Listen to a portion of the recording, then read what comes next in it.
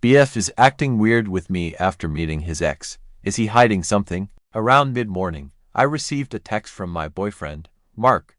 We've been together for over a year now, and our relationship has been solid. Trust, laughter, and mutual respect have always been our cornerstones. His text was casual, just checking in as he usually does. Hey, how's your morning going? I smiled at my phone and quickly typed back, hey babe.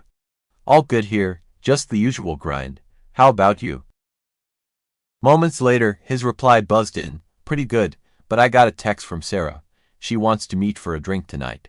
She said she needs to vent about some stuff. Is that okay with you? Sarah, his ex. They had dated for a couple of years before we got together and still ran in the same circle of friends.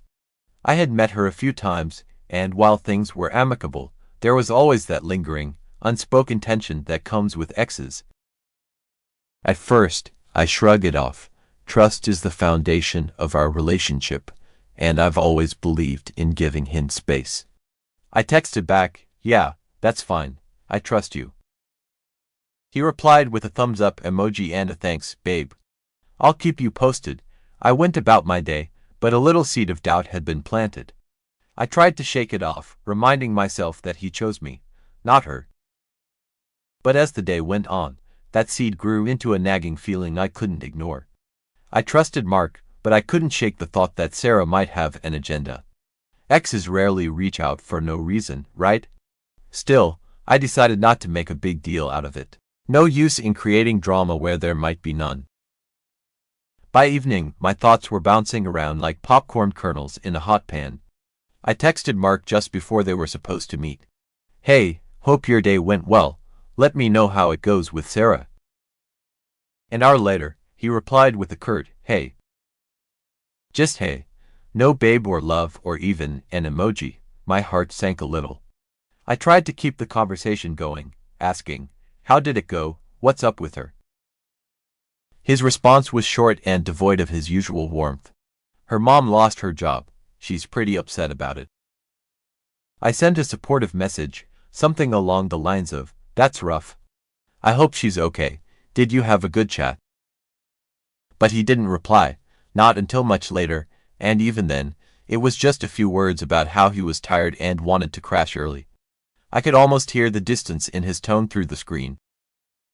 The next morning, I woke up with that uneasy feeling still hanging over me. Usually, he sends me a sweet good morning text, something like, good morning, beautiful. Hope you slept well, but today, it was just, hey happy Friday. I am working from home today. It was like a splash of cold water. My heart pounded as I stared at the message. What was happening? Why was he so distant all of a sudden? I texted back, trying to sound upbeat, hey babe, happy Friday. Hope you're having a good day working from home. Do we have any plans for tonight? His response came after an agonizingly long wait. I want to take it easy and I want to go to the cinema, obviously with you. Obviously with you. That was the part that stuck out. It felt like he was making a point of it, as if to reassure me or himself. Something was definitely off. I tried to keep my mind from spiraling.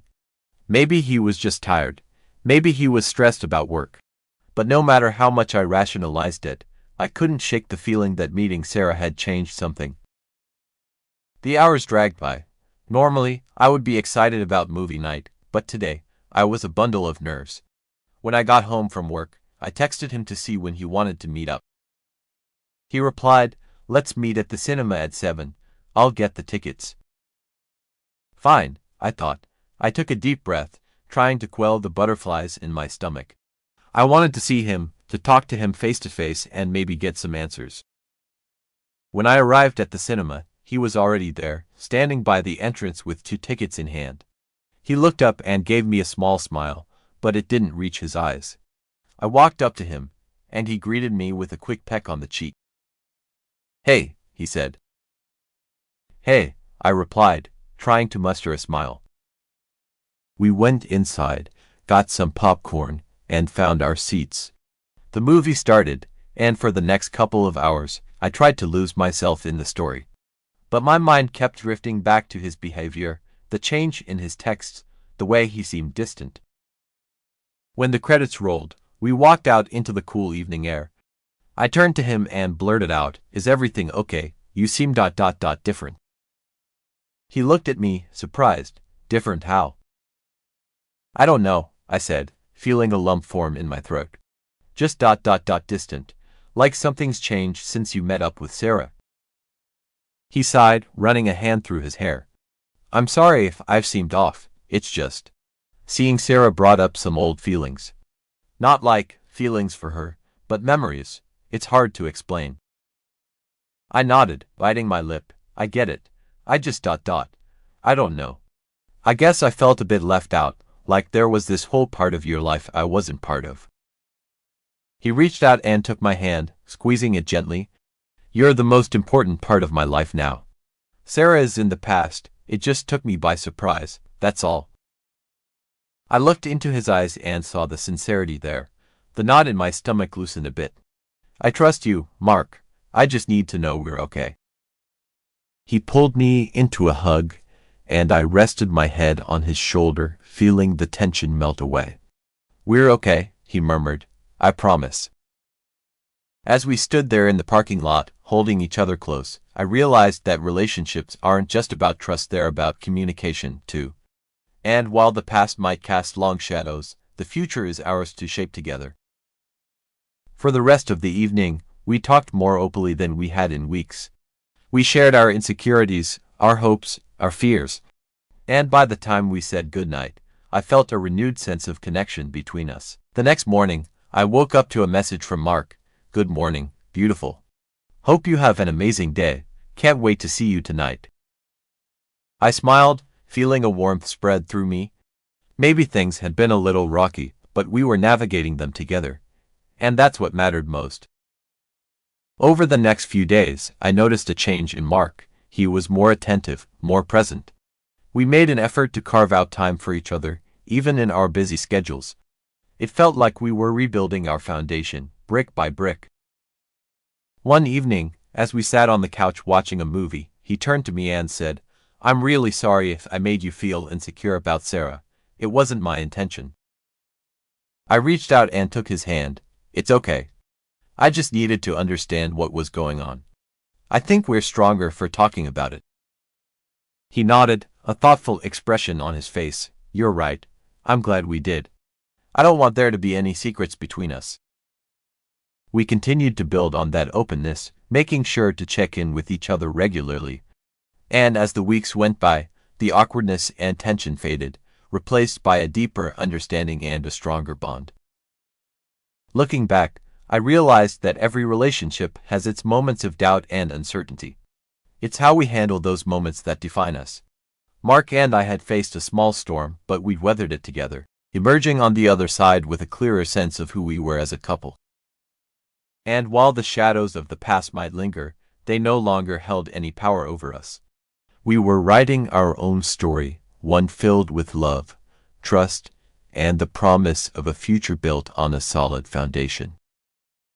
As I lay in bed one night, scrolling through old photos on my phone, I came across a picture of Mark and me at a friend's wedding. We were smiling, our arms around each other, completely in sync. I smiled to myself, feeling a surge of warmth and gratitude. We had come a long way since that first, tentative message he sent me about meeting Sarah. And as I drifted off to sleep, I felt a deep sense of peace, knowing that whatever challenges lay ahead, we would face them together, stronger than ever. Weeks turned into months, and life settled into a comfortable rhythm. Mark and I continued to grow closer, our relationship deepening with each shared experience. We took weekend trips to explore new places, cooked together, and even started a little garden on our balcony. Each day felt like a new chapter in our story, filled with small, meaningful moments. One evening, as we were having dinner, Mark looked up from his plate and said, "I've been thinking about something." I raised an eyebrow, curious. "What's that?" He took a deep breath, his eyes meeting mine. "I think it's time we take the next step in our relationship. I want us to move in together." I was taken aback, but in a good way. We had talked about it casually before, but hearing him say it now, with such sincerity, made my heart race. "Are you sure?" I asked, excitement bubbling up inside me. He nodded, a smile spreading across his face. "I've never been more sure about anything. I love you, and I want to build a life with you." Tears welled up in my eyes as I reached across the table to hold his hand. "I love you too, Mark. Let's do it." The following weeks were a whirlwind of packing, searching for a new apartment, and making plans for our future home. It was exhilarating and exhausting, but we faced it all together, supporting each other through every step. When we finally moved into our new place, it felt like a fresh start, a new beginning for us. We decorated the space with photos, plants, and little mementos from our adventures. It wasn't just a home, it was our home, a reflection of our journey and the love we shared. One night, as we sat on the couch, sipping wine and reminiscing about the past year, Mark turned to me with a serious expression. "I'm really glad we talked things through back then. I think it made us stronger." I nodded, feeling a lump in my throat. "Me too. It showed me how much you care, and how committed you are to us." He smiled, his eyes shining with warmth. "Here's to many more years of love, trust, and adventures together." We clinked our glasses, and I felt a deep sense of contentment wash over me. Our journey had its ups and downs, but it was those very challenges that had brought us closer, making our bond unbreakable. As I looked around our cozy apartment, filled with the warmth of our shared life, I knew that whatever the future held, we would face it side by side, stronger and more in love than ever. And that was the greatest adventure of all.